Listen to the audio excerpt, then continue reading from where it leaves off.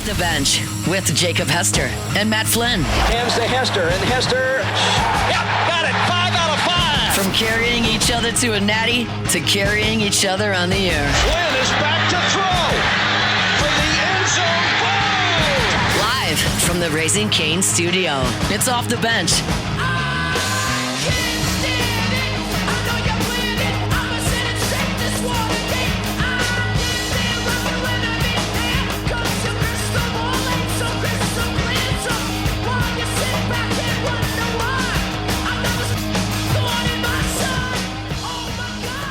All right, welcome back here, Off the Bench, Tuesday morning, 9 a.m., hour number 3. Richard Dixon, appreciate you coming in and jumping in the coach chair today. No problem, dude. Got a laundry back here. We got Tay finally back at the office from Razor Watch. And Tuesday show is brought to you by Community Steel. Building, sheetings, components, whatever it is, from concept to completion, Community Steel is here to make your building project simple, seamless, and successful. Engineered metal buildings, custom trim, roofing, sheet metal, steel framing, components, rolled cut, whatever it is. Community Steel. All right, it's Tuesday morning, 9 a.m. You know what time it is. Finally, training camp is upon us. About almost a week in the books. And our next guest every single week has finally got something to talk about. Mr. Nick Underhill. What's up, buddy? How you doing? Doing good. Hey, man, on a scale of 1 to Community Steel, how excited are you about Rattler, making some plays out here? Dude. Big time Community Steel, for sure. Oh, man, I'm telling you, I'm just taking bullets out here on social media just because I make one comment on a Rattler throw. They get so weird about it. He's looked great, though. He really has. He's looked great. And look, he should have had 2 deep balls to Barry and Brown yesterday. The first one was on the money. Brown kind of missed it, came back to him, same exact throw. They hit on it. He's been very solid, man. He's made very good progression. Tyler Shuck's obviously the starter, but that doesn't mean Spencer Rattler isn't a guy that's also a young developing quarterback, and we see that development too. So, yeah.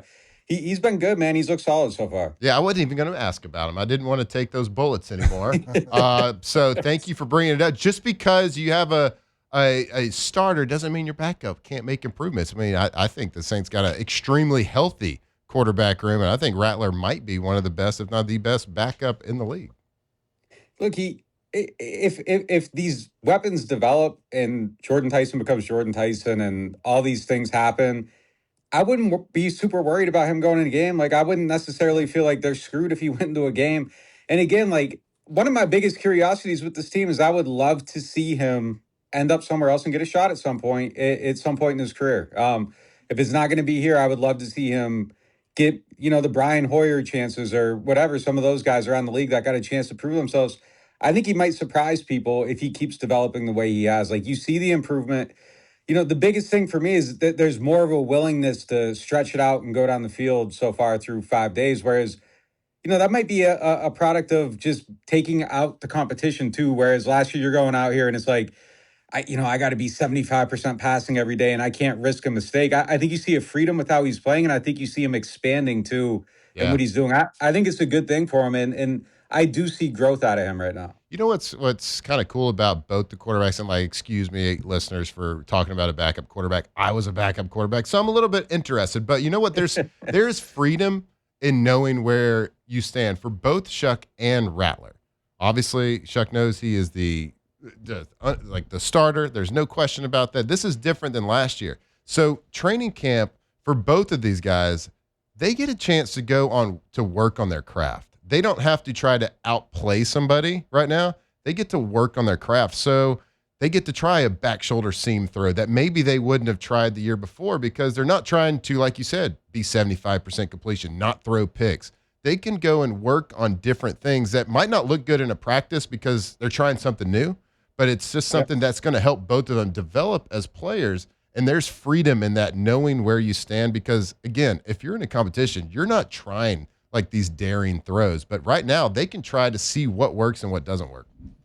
Yeah, it's definitely a difference out here. Like, you nailed it. Like, it looks completely different. Last year, it was check down city. And, look, I would say the one thing with the first team offense is that it has been a little bit too condensed so far. But he's trying throws down the field. And, yeah, some of them are missing right now. And you see definite timing issues with these guys. But I like that. I want to see him have timing issues going down the field to whoever, to Jordan Tyson. I actually like the fact that him and Jordan Tyson aren't on the same page on that goal line route where he cuts in and like Tyler's throwing it the wrong place, because they can correct that. And that's the cool thing about it, though, is you see the same situations come up later on, and they're completing the passes. Rattler had one. Shuck and Tyson had the miscommunication on the one route, and they came back and they hit it another time for a score.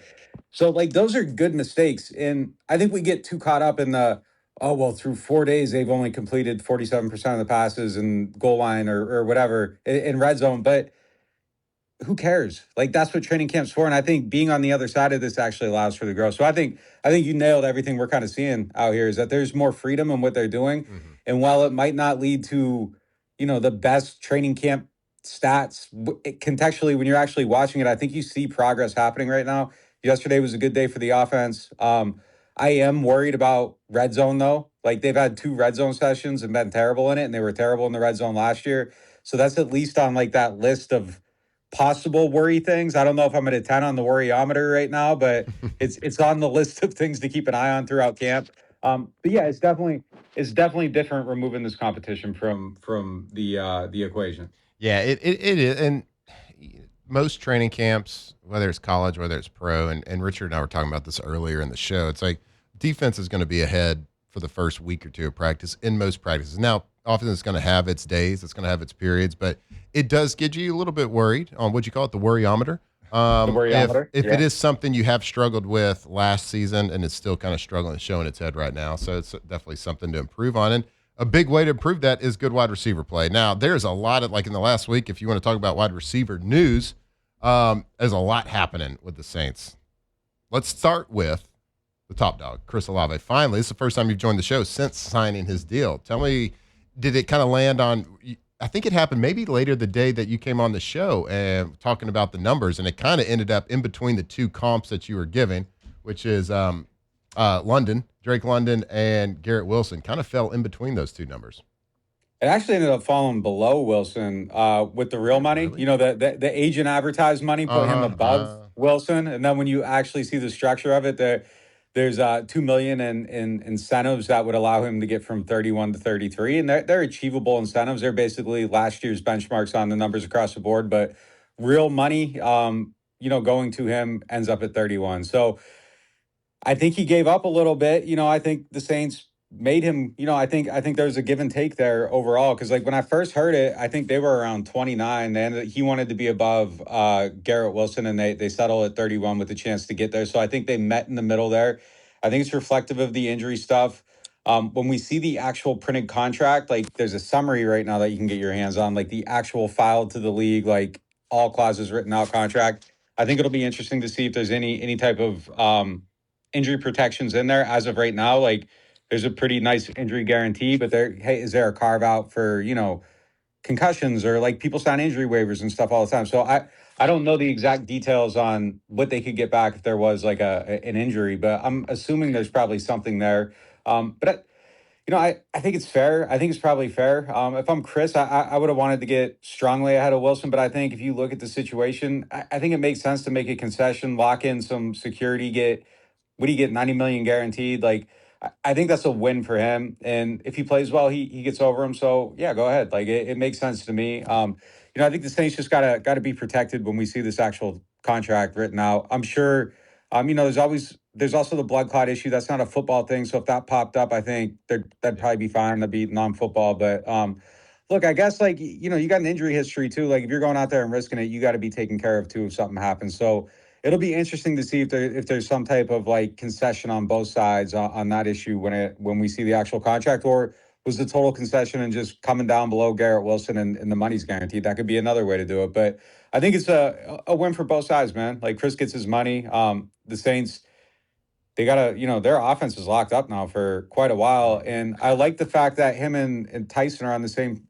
trajectory. When Chris's contract expires, Jordan's will be expiring at the same time. So you just move the money over to the other guy and, go out and draft another one. Maybe that's how you go forward if things are working out. So I think they're in a good place, like as far as team building with all that. Yeah, I got a hard time believing that any agent worth his salt is going to let a client sign a contract that is guaranteed for injury except concussions, even if there's a prior history. I mean, it's football. Like it happens, right? So got a hard time believing that's going to happen.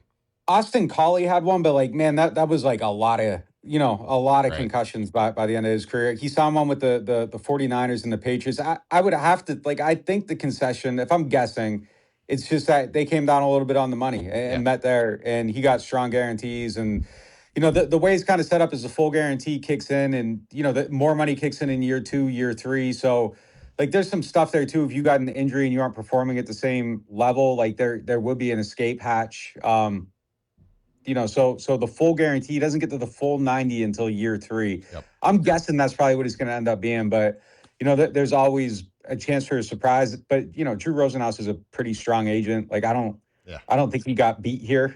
So yeah, I think you're probably right. Yeah, I mean that's the rule of thumb for organization. If you want to pay less per year, you got to give more in guarantees, and certainly he got a nice little guarantee there. So congratulations to Chris and the Saints too. I mean, and you look at things that. A right way to do this whole situation, from a hold in instead of a hold out, from the Saints being okay with it, and the community, everything was done the right way. So kudos to both, congrats to both sides. How's Jordan Tyson looking? He looks the part. I know we had concerns in the offseason. This through almost a week in training camp. Are you noticing anything? Is he favoring anything? Has he been held out, or has he been a full go? The only thing he's been held out of was one-on-ones yesterday.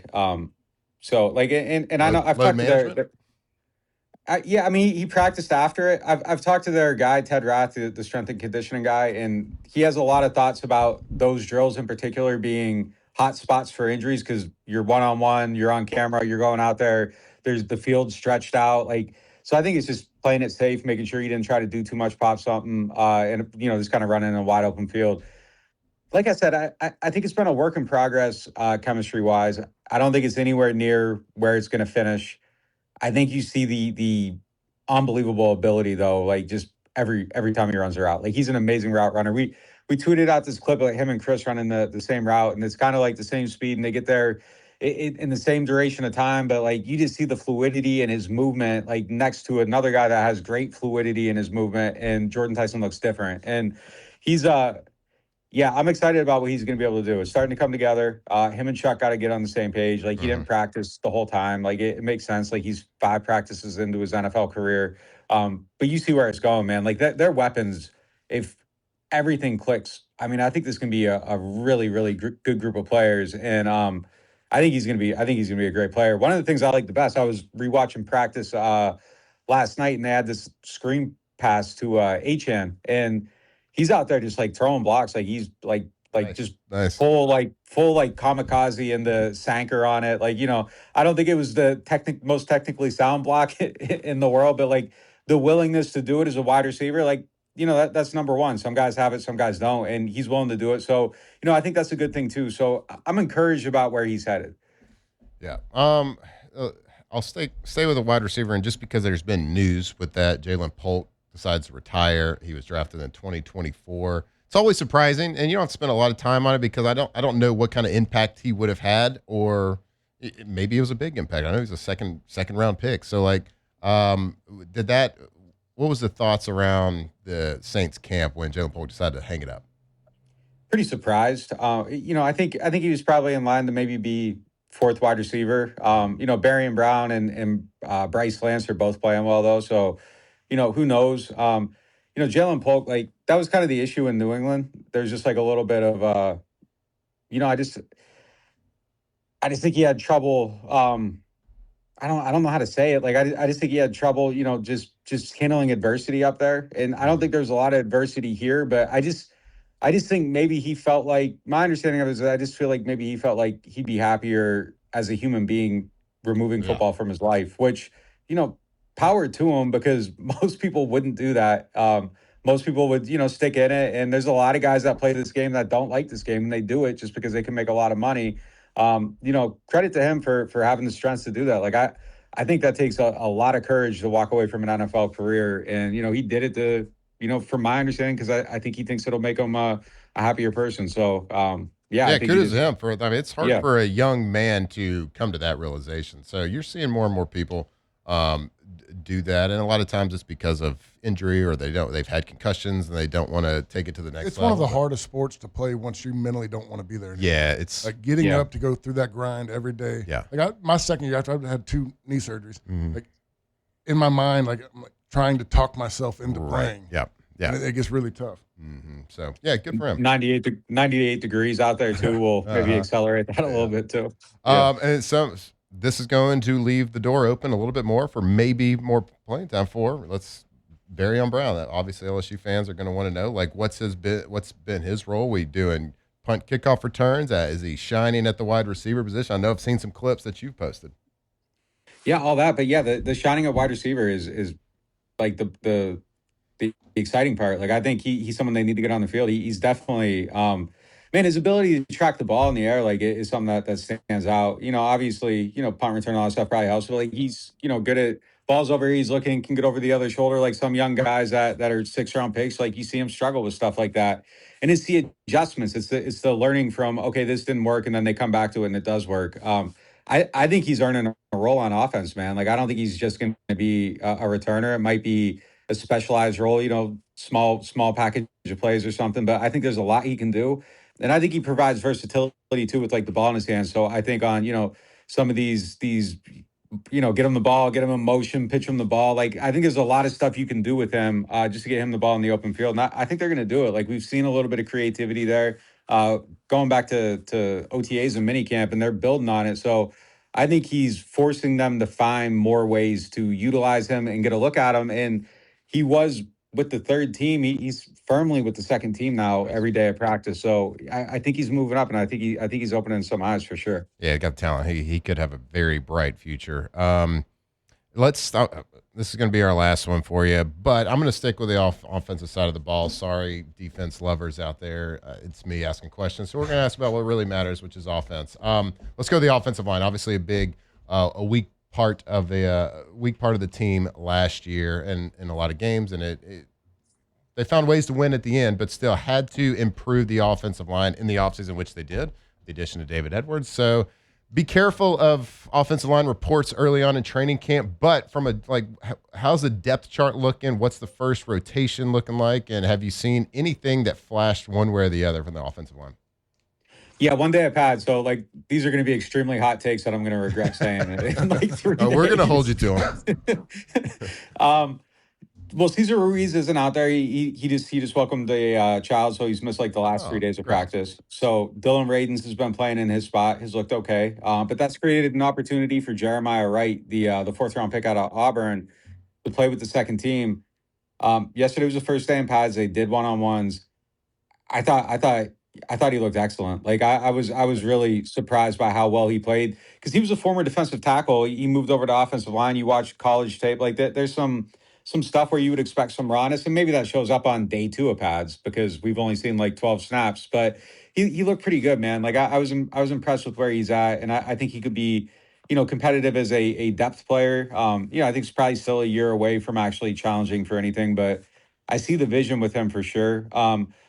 Talley and Banks look exactly the same. David Edwards is as advertised. Eric McCoy looks great, which isn't a surprise. But back healthy, missed 7 games last year, came back, doesn't look like he's missed a beat. So I think it's just kind of as expected with those guys in the top unit. Simpkins is getting a good amount of work as the 2nd team center. You see the growth with him, so he's someone that I would expect to be, on the team as depth too. And then, just some of the other guys like Austin Richards and them. Like I think it's still kind of the same group of guys. No major surprises really after that first day. And then just kind of flipping it over, like Vernon Broughton is somebody else defensively that, Brzez's out. I would highlight him as someone that's been a standout in camp, and especially first day at pads. Looked really good on one-on-ones, has some good rushes and team. So nothing really out of the ordinary though with the offensive line, but I think they, it's staying healthy. Like if Eric's out there, I think they go to another level. I really think it all kind of just hinges on him. Yeah, the Saints. It's from top to bottom. I think the first string, the first level of starters can compete with anybody in the league. It's just when you start getting that depth position, the depth is where the flaws probably show in the roster. So got to stay healthy, and we'll see how that goes. Nick, we appreciate your time as always. looking forward to following you on the socials and seeing more camp reports, camp highlights, and we appreciate your time. Yeah, take it easy, guys. All right, man. Have fun today. All right, there he is, Nick Underhill. Y'all go check him out online on the socials. He is doing the good work out there. Him and Ross Jackson do a great job of reporting to us and Ross with LouisianaSports.net, and so we appreciate their time. So go check it out. A lot to be positive and excited for with the Saints. How high is that ceiling? We'll find out, and how healthy can they stay is really going to dictate where that ceiling is going to be. So,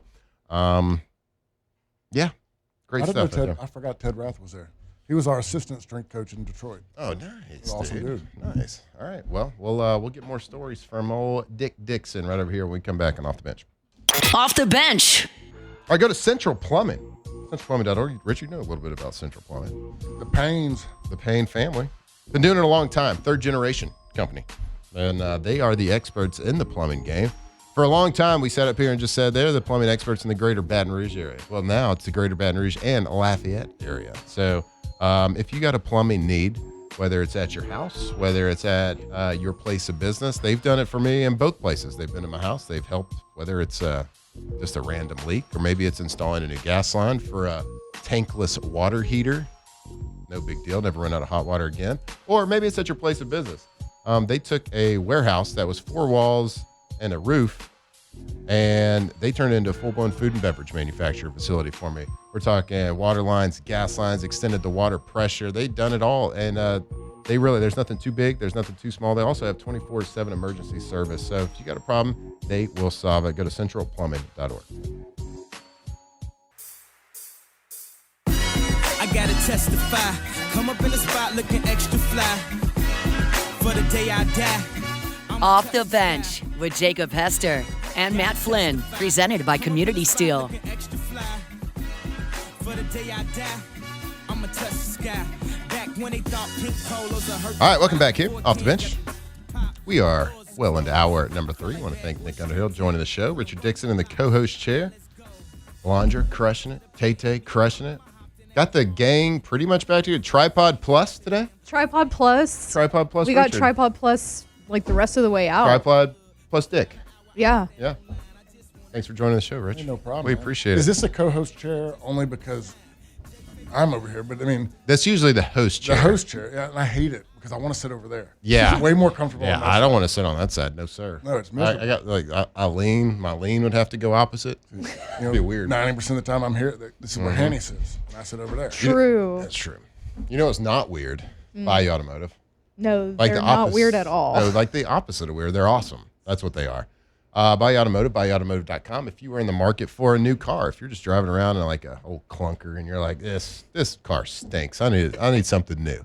Well, maybe it's a brand new vehicle, maybe it's a used vehicle, but you're going to want to work with Bayou Automotive because they got tons of different makes, tons of different models, and you can go on their website and you can just buy a car on your phone. I need to buy a car. People used to call them smartphones, but they're just phones now. Everybody's got one. Oh, yeah. You just go right there, go to BuyAutomotive.com, buy a car, and they will drive it to you. They got 9 full-time drivers on staff. They'll just drive it to you. And maintenance and repair. If you buy a car from them and you need something done, inevitably you're going to need something done to your car. They'll come pick it, take it to their shop, fix it, and drive it back to you. They're doing that for me right now. I think they're bringing my wife's car back to me today. Should have talked to you. I had to bring my wife's car to the shop yesterday. Bayou Automotive. They were just come and picked it up. They make things easy. The whole process. They are the best. BayouAutomotive.com. They made Jake look cool, They which did. is It's tough to do. tough to do, especially to the kids. Yeah, those Black Widow packages. Yeah, he My came in God. saying dead ass. He did. He was his- like dead ass. His vocabulary changed. Yeah, Yeah. he did. He was with one car. he was emoting. He was doing emoting. all He was of it. emoting. Aura farming Yeah. in his Black Widow package. So I heard y'all say Black Widow the other day, and I've heard it like 5 times. Yeah. Uh-huh. Is that just More than just a blacked spider, out buddy. It's car? a package. Is that It's just like a blacked out? package. Is that what So- blacked out? Tay, can you pull up a Yeah, Black like at Widow? Ford, you can do No. you can do like a King Ranch package. Well, they have like a Black Widow package that not everybody can do, but they're licensed to do that package over there at Bayou Automotive. So, it's not- Avo in the chat said they've been bringing your wife's car back since Thursday. oh well, there was a few things wrong with it. Yeah, They're just back and forth. yeah, That's how much they care, though. yeah. But the communication's been unbelievable. I bet. You still got a King Ranch? Yeah. I miss my King Ranch No, I don't. I got the a platinum? I got the trimmer. trimmer. Actually, this is what Jake's driving around. Yep. Not a big Black deal. Widow F-150. I can't even see Jake driving a truck. Well, he been had driving he had the that. Black Widow Jeep before Yeah. Yep. switched to this one. He's always been a Charger guy. It's time. It's time to talk about some real news. Oh. Okay. Tell me more. Aaron? Aaron Rodgers Yeah. is a bad man. Yeah. Quoted from Stephen A. Smith. I'm sure a lot of y'all, if y'all have social media and you don't live under a rock, I saw it this morning. know the scrutiny that Aaron Rodgers received, specifically during the COVID situation. Now, a lot of this self-imposed. We do a darkness retreat. We do the ayahuasca stuff, like stuff that people can't really relate to. He was out there. But Right. the most criticism he received from media was during the COVID time. Yeah. Well, he has always looked that in the face and spoken his mind. Whether you agree with him or not, it doesn't really matter. It's always refreshing when an athlete speaks what's on their mind. Now, they open themselves up to a lot of criticism, which he certainly does. Yeah. But a lot of athletes do. But in a world that, like, forever, it's, man, these athletes are so boring. I was born in the media. Like, we're all... There's only certain people that can saying- do what he's doing. Yeah, there's only certain people. And the athletes don't say a lot traditionally. And when it is, we're always like, man, I want them to say more. But when they do, You criticize people him. poo-poo on them. Yeah. Well, he's opened his mind and given his opinions, and he hadn't been wrong about anything. I mean, you could probably find some clips of him wrong about something, okay? But, like, he hadn't been wrong about a lot. And he took the Pat McAfee Show yesterday, which was in Pittsburgh, and took advantage of his time on air. Yeah. On a Pat McAfee Show that he knew wasn't going to just rush to break. Right. He said we got 4 minutes till the hard out. Yeah. He walked on stage and asked, while he's walking up, how much time we got? Yeah. And Pat said 8 minutes till the hard out. And he listened to one question and decided to say, I plead the fifth. Obviously a tip of the cap to Mr. Fauci. Yeah. And then decided to take 8 minutes. Tony. Yeah, take he did 8 keep calling him Tony. He spent the next great. 8 minutes on an absolute rant, doing an absolute victory dance over the things that he was criticized over. And of course, calling Fauci a coward and pleading the fifth and saying, you know, quoting all this stuff about you, Fauci, saying he was science, blah, blah, blah. Well, you also, like, if you're taking that and you're like, oh, why is he saying all this? Well, you also have to look at what they said about Aaron during that time. He said, your network. He said, your network. He Yeah. said, people called me a murderer, like, at the time, because I made a personal choice to not get vaccinated. Vaccinized. Well, I was thinking, because he said I'm immunized. Yeah. Did I get vaccinated? I like vaccinized, though. Vaccinized, that's right. And so he made these personal choices that, of course, because of his position, he was out in the news for. Yeah. Well, he just did an absolute victory. He said, how much time do they spend Called- covering me? Yeah. He called out ESPN on ESPN. He said, how much time? You don't see him talking about Braves Exactly. anymore. He said, how much you spend on my responses every single week? And then he did. He called out Rossini in Yeah. the Vrabel situation. I'm like, is He this was guy like, part? she covers the sport at the highest level and Yep. nobody says anything about it. Like he was on one. Well, and brought up like she's allowed to vote for Coach of the Year. She's allowed to vote for is MVP. 100% He's like accurate. He's like she has the power to do all of these things. He's like, and they don't cover that at all. Well, it'd be funny. Like, people are like, man, they don't release. We can't see who everybody voted for. But I think Ben Johnson was Coach of the Year last year. I think he received 30 of the 32 votes, and they're like, if she's not one of the ones, Yeah. Did that Vrabel vote- get the other? Yeah, exactly. Like, and that's a really good point. MVP is a big deal for people Yeah. financially. Coach of the Year is a big deal for people financially. If that was part of, you never, it's all speculation, but it's good speculation because what did we, on the last 2 days of yesterday and I think Friday, two things we brought up. We said, ESPN, get your stuff together. Yeah. And we said, why are nobody talking about Diane Rossini and Yeah. Mike Vrabel anymore? Does Aaron listen? And I was like, is Aaron an honorary member of the Wolfpack? He now? is. Oh my God. But, think what you will about Aaron and his lifestyle or whatever. But, When Pat called him and they were going to do the show, he said, He I was was like, planning. I got to get everything ready. yeah, exactly. Oh, I'm Pat ready was to playing roll. Pat was playing the card where he's like, and on your network, he goes, hey, it's not my network. I just work here. And Pat kept trying to move the conversation along, and Aaron's like, and another thing, and another thing. Dude, the fans in the back were loving it They were too. loving it. I'll say though, like, agree or disagree with Aaron Rodgers, whatever. I fully respect that he lives his truth. Like he just Oh yeah. like says whatever he He's wants. full-blown hippie Everybody now. like you think it's weird that he goes on these ayahuasca retreats and all this stuff, and you think it's strange and Shailene Woodley and all that. But I love that he's just so himself about it. I respect anybody that can go against the grain and like stand on business and just be who they are, no matter what they say about you. There's He's, so he's many- uniquely him. They There's always so say many a other quarterback's NFL supposed to guys act. who've been doing ayahuasca, and they hit it. They Yeah. didn't want to talk about it. They want to knowing about it. And he comes out, he's like, hell yeah, I do it. Yeah, he just speaks his truth. He doesn't sugarcoat anything. And yeah, he can come off brash sometimes, especially to the media, because he's brash to people that want something from him, right? And at that position, you're very guarded because you got to think first and foremost, everybody wants something from you. And I understand. And look, I'm close with him. I love the guy. I've been with him a long time. He taught me a lot. He was the reason why I improved as a quarterback, and I owe a lot to him. And I'll always have his back. But I also, on the other hand, I understand the criticism at times that comes with how he presents himself. And he's made things a little bit more difficult sometimes than he probably could have or should have. But he speaks his truth. Yeah. And he hadn't been wrong on a whole lot of things. He said, like, you've criticized him a lot. He said, okay, Fauci, this is his quote, Fauci is a criminal. Okay. He said, COVID was made in a lab in China. Like a crime against humanity. By And the he way. said, and he said, I'm good. Like, I'm on good terms with my family. Yeah. He said, what are you going to come at me with now? Like, what, like, Show us the wife, Aaron. yeah. No, literally, the Yeah, wife is like that's the it. one thing that It's people. funny. could- He actually casually dropped something about the wife the other day. Yeah, First I saw day, he's like, that. yeah, me and the wife, we I'm like, he was That was saying a big that one. his wife was like the reason he reconciled with his family or whatever. Yep. Good for Shout him. out to Brittany. So, That's shout her out. name. Shout out.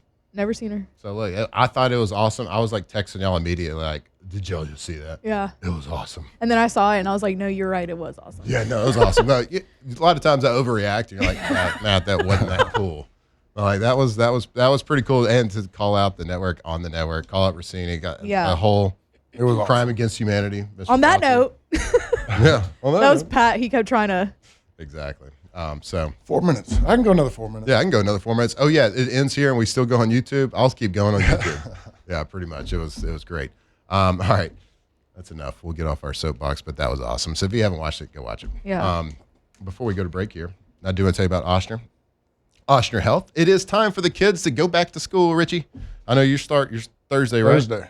Our start Thursday as well, and Huck's playing his first year of tackle football over at Dunham, which We were is going to be tackle very football exciting. last night. So as the kids, they head back to school. Oshner Health wants to remind families that a successful school year starts with good health. That means paying attention to more than just the grades. Check in with your child's mental health. Encourage open conversations. Make time to connect as they adjust to a new school year. A few extra minutes talking each day can make a big difference. Healthy habits matter too. So pack balanced lunches, protein, fruits, veggies, whole grains, and let your kids help plan the meal so they're more excited to make smart choices. Good nutrition helps support learning, energy, and focus throughout the school day. And if your child plays sports, don't forget annual sports physicals, along with proper hydration, stretching, plenty of rest, and the right protective equipment to help keep them healthy and performing their best all season long. So many Oshner locations are ready for you and your entire family. So go check them out as the kids head back to school. And for more back-to-school health tips or to schedule an appointment, visit oshner.org/BattonBR. All right, stick with us. We got 2 more segments here on Off the Bench. So stick with us for the next 30 minutes or so right here on Off the Bench. Off the bench. It's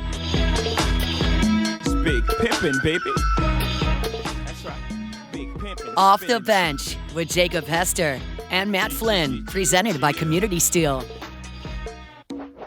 You know I thug 'em, hug 'em, love 'em, leave 'em, but I don't trust or need 'em. Take 'em out the hood, keep 'em looking good with diamond cuts that'll freeze 'em. First time. All right, welcome back here, Off the Bench. Talk about what's the reasons. I'm a pimpin' every sense in the word. Richie Dick Dixon. The clean version of this song was hard to catch. The very first part of that. Yeah. Not one original word was used. In the 2000s. I hug him. In the 2000s, the person that censored a lot of the rap songs might have been the highest paid person Had to be. in music. Yeah. Because he did some work. You know how hard it is to find like clean version of new songs? Like I struggle with it because my son listens to a lot of this newer stuff, and then I'll listen to it. I'm like, whoa, buddy, we ain't. That's rough. Yeah, buddy. And then I try to get on YouTube and look for a clean version. Can't do it. They're not there. Yeah. I guess the It's a good question. I guess not all music goes. Well, because to they cuss on radio. TV now. I mean, like, it used to be so restricted with all this stuff, and now I just feel like nobody spends the time to get the radio edit version. Yeah, that's an interesting point. Huh. I guess you can say just about anything. It's tough. Like, we push the limits here sometimes, and sometimes, word slips out. Guess we're not supposed to technically say. It's more of a guest thing here More of a than guest anything. thing. Yep. Yeah, I'm the pretty guests sure it sounds come on right. here and they let it fly. Well, because the guests are used to that point. The guests are used to going on podcasts. Yeah. And then they come on here where you limited on the words that you can say. Now you can say some, you just can't celebrate it. But yeah, it's a different Usually world. it was an accidental thing for me. Like, it's really hard doing the post-game shows because I'm actually pissed off in the moment. Yep. And Yep. I start stuttering because I'm trying not to say certain words. And not to bring up a show 2 segments in a row, but the introduction to the Pat McAfee Show is really great. Where it's the warning beforehand. Yeah. Like, we do say, if you're young, please ask a parent. We 'cause should do that for OTB. We say curse words because that's how humans in the real world. We say are. swear words. Say the swear words. You see? Do you say curse words or cuss words? Cuss. Cuss words. Okay. I think Because everybody's. Yeah. We're all in agreement that it's usually Cuss words. When Now, someone says curse, it bothers me. why are you cursing at me? I kind of say Cussing. that. I think. I say cussing. Like cussing. Is it more country to say cussing? yeah, I would think so. Cursing's more the fancy pants way to say. Right. That's for the But northerners. they mean the same thing. I'm assuming. Like, swear word sounds like a It's swear teacher- word.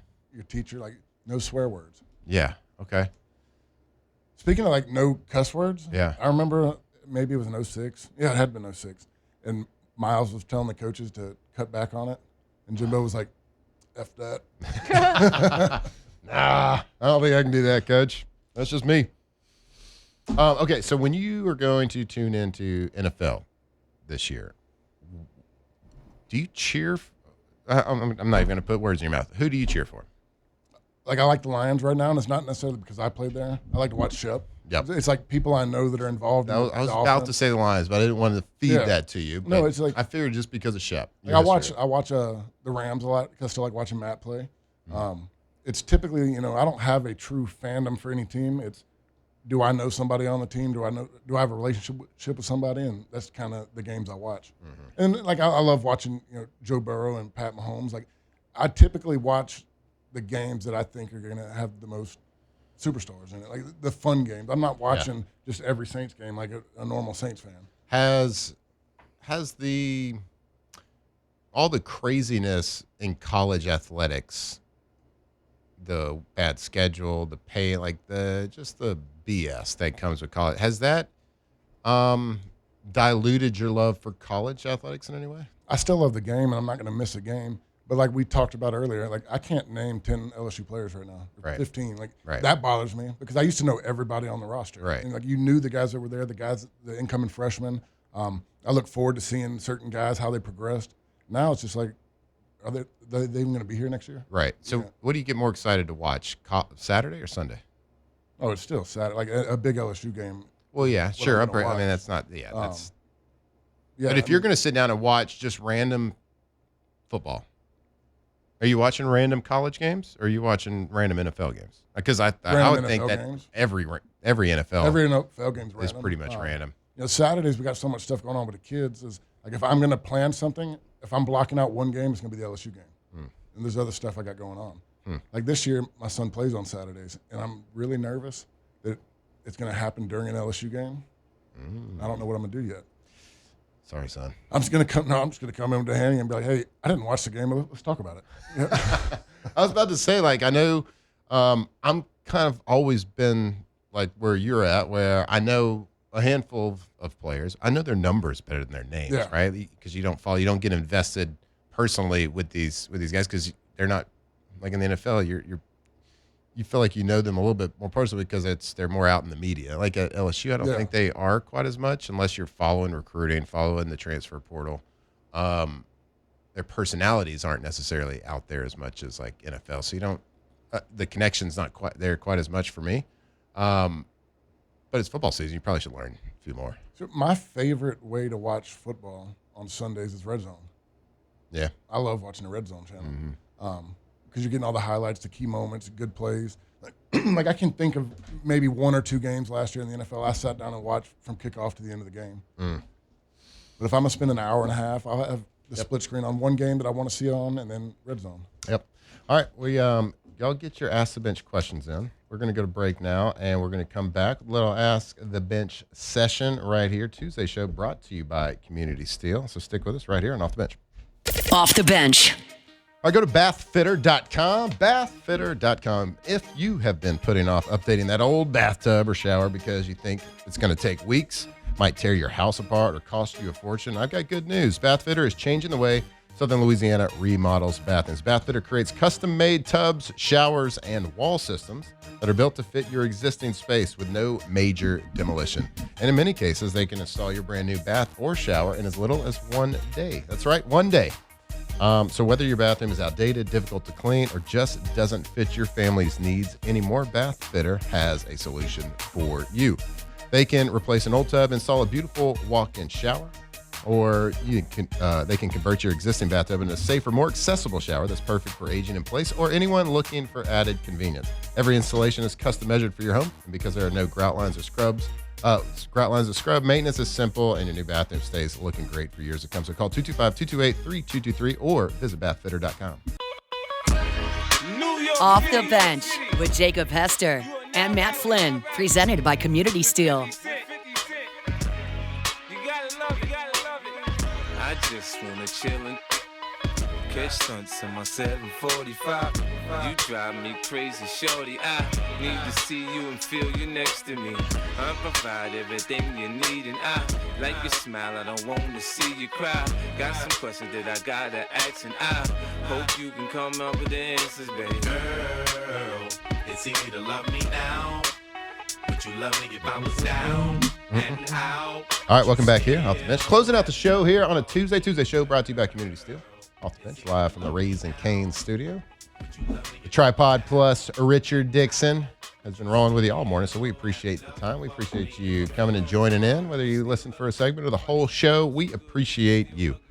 And we hope everybody has a great day. But for right now, we're going to get to a little Ask the Bench, brought to you by Ice Cold Delicious Dos Equis. You're supposed to go glug, glug, glug, glug. Glug, glug, glug, glug.